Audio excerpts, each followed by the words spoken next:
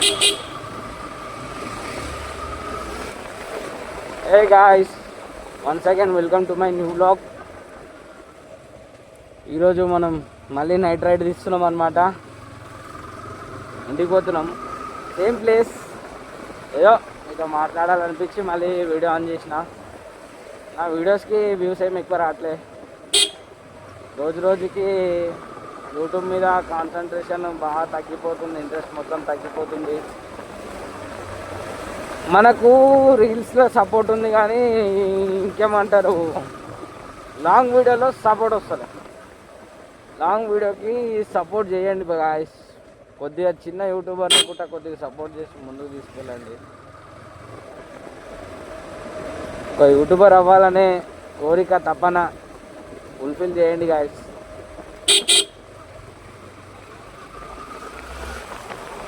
ఎందుకంటే ఏదో ఒక చిన్న ఆలోచన, ఒక యూట్యూబర్ అవ్వాలనే తపన కోరిక. అందరికీ ఒక టైం ఉంటుంది, మనకి ఇంకో టైంలో అయ్యింది. మ్యారేజ్ కాకముందు యూట్యూబర్ అవ్వాలని ఉంటుంది మనకి. అది ఏందో మ్యారేజ్ అయిన తర్వాత యూట్యూబ్ మీద ఇంట్రెస్ట్ వచ్చేది, అదే క్రేజీ. మన లాస్ట్ వీడియోలో అబ్జర్వ్ చేస్తారు కానీ ఫ్రెండ్స్కి షేర్ చేయండి. ఫ్రెండ్స్కి అసలు లైక్ సబ్స్క్రైబ్ చేయండి, షేర్, ఫుల్ వీడియో చూడండి. వ్యూస్ మన రీల్స్కి అయితే థౌజండ్స్లో వెళ్తారు, కేస్లో 1K 2K 3K. రీల్స్లో అయితే నాది 50K ఏవో వ్యూస్లు ఉంది రీల్స్లో. కానీ లాంగ్ వీడియో చూస్తే 100 గిట్ట ఫుల్ఫిల్ కాదు. 100 అయినాయి అంటే బైక్ తీసుకున్న వీడియోస్ కానీ, బైక్ ఓపెనింగ్ వీడియో 300 ఎబో 400 దగ్గరకు వచ్చింది. అట్లుంటే పర్లేదు, కానీ మనకి కొద్దిగా ఒక ఇంట్రెస్ట్ రావాలి. మనల్ని చూస్తుర్రు, మన సబ్స్క్రైబర్ మనల్ని ఫాలో చేస్తుర్రు అనే ఆలోచన రావాలి. మనకు సపోర్ట్ వస్తుంది మన ఫ్రెండ్స్ నుంచి, మన సబ్స్క్రైబర్ నుంచి అని ఒక చిన్న థాట్ మన లోపల వచ్చింది అనుకోండి, ఇక మనం గ్రేట్ అనుకోవాలి. ఈరోజు చూసుకున్నట్టయితే అలా ఆటో గురించి మాట్లాడదాం. ఎందుకు ఆటో గురించి మీతో షేర్ చేసుకోవాలని ఉంది. ఎట్లాంటి అలా 7th డేట్ కదా, February 7th ఆటో స్ట్రైక్ ఉంది. నేను డ్యూటీ చేసే దగ్గర ఒక ఆటో లోడ్ వేసుకొని వచ్చిందనమాట. ఆటో లోడ్ వేసుకొని వచ్చింది. నంబర్ నోట్ చేసిన 07 ఉంది. అటు సిటీ పాసింగ్ కాదు, ఇటు డిస్ట్రిక్ట్ పాసింగ్ కాదు. ఆ బండి వాడు ఏం చేసిండు, ఎంత 12 కిలోమీటర్స్ డిస్టెన్స్ ఏదో ఏరియా చెప్పిండు. ఇస్నాపూర్ కాదు, మన మల్లంపేట్, మల్లంపేట్ సైడ్ నుంచి టైల్స్ వేసుకొచ్చిండు. ఏడికి, మన యూసుఫ్ కూడా మెట్రో స్టేషన్ దగ్గర టైల్స్ వేసుకొచ్చిండు. మనం నోటీస్ చేస్తాం కదా, మన ఎంట్రీ అవే ఉంటాయి కదా, లోడ్ అన్లోడ్ ఎంట్రీ ఉంటాయి. ఇక నేను అడిగినా అనమాట, ఏంటి బ్రో మనకు ఇలా ఆటో స్ట్రైక్ ఉంది కదా, మళ్ళీ ఎందుకు నడుపుతున్నావు అంటే, చిన్న కొట్టుకుంటున్నా అన్నాడు.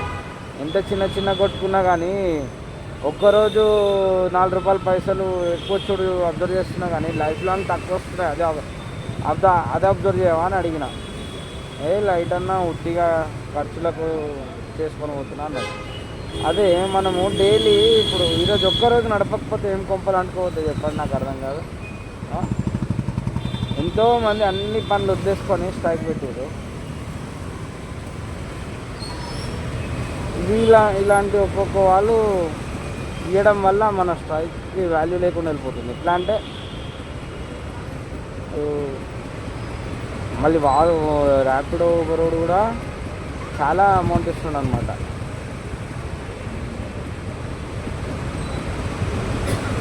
ఎట్లా అంటే 6 కిలోమీటర్స్కి 300 అంట. షాక్ అయినా నేనైతే.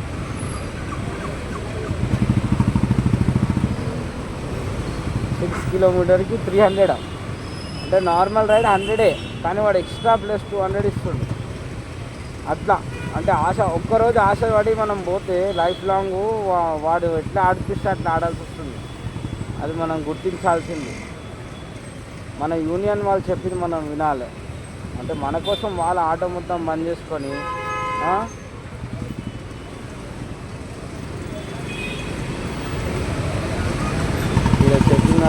నడవకుండా ఏం నడుస్తుంది, ఇంత ట్రాఫిక్ ఉంది.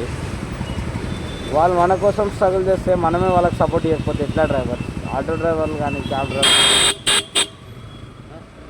ఎంత ఉండాలి కొద్దిగా common sense, minimum common sense. అయిపోయా ఒకరోజు అయిపోతే డే అంతా మొత్తం రేపటి నుంచి మళ్ళీ రొటీన్ వరకు. ఒకరోజు ఇంట్లో రెస్ట్ తీసుకున్నాం అన్నట్టు వచ్చి అట్లా అన్న వాళ్ళతో స్ట్రైక్లో జాయిన్ అయితే అయ్యే పోతుంది. మీరు అనుకోవచ్చు అన్న నీకు ఆటో గురించి ఇంత ఎట్లా నాలెడ్జ్ అని. నేను కూడా ఆటో డ్రైవరే, అంటే ఫుల్ ఆటో డ్రైవర్ కాదు, పార్ట్ టైం ఆటో డ్రైవర్. నాకు అంత ఏం ఇబ్బంది ఏం లేదు, కానీ ఫుల్ టైం నడిపే వాళ్ళకి ఇబ్బంది.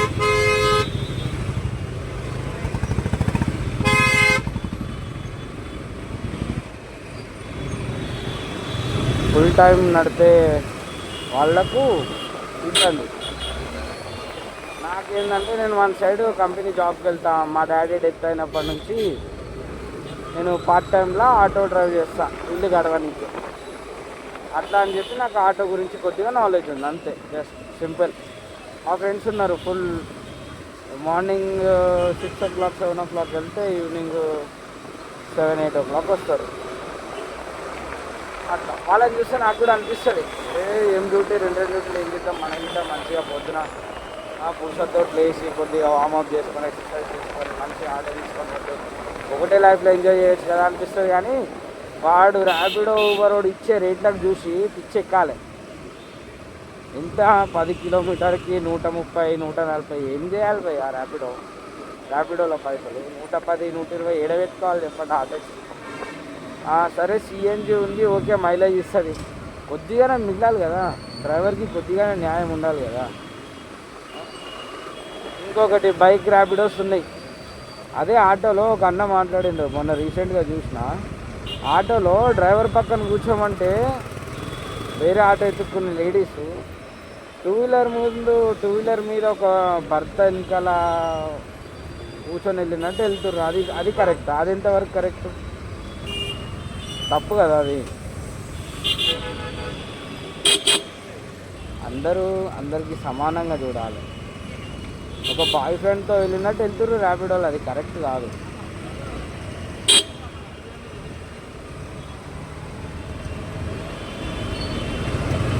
చూడండి ఆయన, ఇప్పుడు కూడా ఆటోలు ఉన్నాయి, కానీ ర్యాపిడో కొట్టే వాళ్ళు ఎంతమంది చూద్దాం ఆగండి. ఆయన దగ్గర మ్యాప్ ఉందా? మ్యాప్ లేదు పాపం, ఫోన్ పెట్టుకుండు, కాంటాక్ట్ చూస్తుండు. మ్యాప్ లేదు. మ్యాప్ ఉంటే బుకింగ్లు కొడుతుండని అర్థం, అంతే. ఇక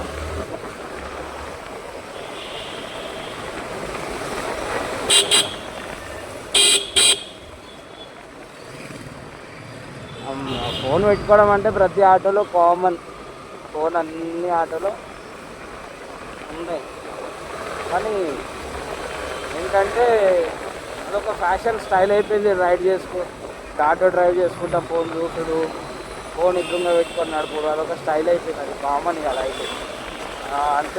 అంతేగాని ఆటో డ్రైవింగ్ సీట్లో హ్యాండిల్ మీద ఫోన్ ఉంటే కథ మీరు బుకింగ్ కొట్టేటోడు అని అర్థం కాదు. ఇవాళ రేపు సవారీ మాట్లాడుకునే ముసలంకులు గిట ఫోన్ ముంగడ పెట్టుకొని నడుపుతుంది, అదొక ఫ్యాషన్ అయిపోయింది, అంతే. ఇక ర్యాపిడో ఊబర్లో గిట వాళ్ళ గిట కొద్దిగా అర్థం చేసుకోవాలి. కొడుతురు అనగానే మొత్తం 10 కిలోమీటర్కి 110 120 ఇచ్చాడు, ఎంతవరకు కరెక్ట్? ఇంతకుముందు నేను ఆటో తీసుకున్న స్టార్టింగ్లో 10 కిలోమీటర్కి 200 ఎబోనే ఇచ్చేది, బిలో 200 ఇచ్చేది కాదు. కానీ ఇప్పుడు 150 క్రాస్ అవ్వడానికి కష్టమైపోతుంది. పిల్లలు ఉంటారు, పెద్దలు ఉంటారు, ఇంట్లో అలాంటి బతుకులు ఉంటాయి. ఒకళ్ళ మీద 2 డిపెండ్ అయ్యే బతుకులు ఉంటాయి. ఇప్పుడు చూడండి, ఫర్ సపోజ్ మా అమ్మ పనిచేస్తుంది, పని చేయదని కాదు పాపం, ఆమె కూడా వీలైనంత సహాయం నాకు చేస్తుంది. కానీ నా వెనకాల 3 పిల్లలు, ఒక భార్య. ఇప్పుడు వాళ్ళు చిన్నగా ఉన్నారు, పోయి సెట్ అవుతుంది. పెద్ద అయినాక వాళ్ళ స్కూల్కి ఎట్లా, వాళ్ళ పరిస్థితి ఏంటి? నువ్వు ఇదే ర్యాపిడో వాడికి నేను అడిగే ప్రశ్నలు.